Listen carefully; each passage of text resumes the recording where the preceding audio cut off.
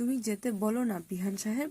মাতাল মাতালকে পিসি জোর করে এখান থেকে বাধ্য করছে। তিনি বললেন শিবু কাকাকে এটা হাসপাতাল থেকে অন্য হাসপাতালে শিফট করতে হবে, আর সেই সমস্ত ব্যবস্থা তিনিই করে দেবেন। পরবর্তী বিহান বলে, এবার যদি অভিজ্ঞান দত্ত হাসপাতালে শিবু কাকাকে খুঁজতে যায় তাহলে আর খুঁজে পাবে না। এরপর বিহান আর কম্পাস মিলে গাড়িতে উঠে চলে যায়। পরের দৃশ্যে দেখা যায় মুক্তি অসুস্থতার নাটক করে সেনাপতিকে বলে, আমার শরীরটা বেশি ভালো নেই, শরীরটা খুব ব্যথা, এর মধ্যেই ঝামেলা, আর ভালো লাগে না।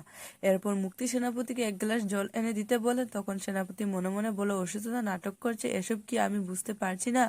পরে সেনাপতি যখন জলের গ্লাসে দিতে যায় তখন তাকে গ্লাসটি পরে ভেঙে যায়। এতে মুক্তি রেগে গিয়ে বলে, তুমি সামান্য একটা গ্লাসে জল দিতে পারো না। এরপর মুক্তি বলে, এই কাজগুলো তুলে ফেলো, না হলে তোমার পায়ে বিঁধে যাবে। এদিকে পুতুলের মধ্যে রাখা কম্পাসের অডিও রেকর্ডটি মাটিতে পড়ে যায়।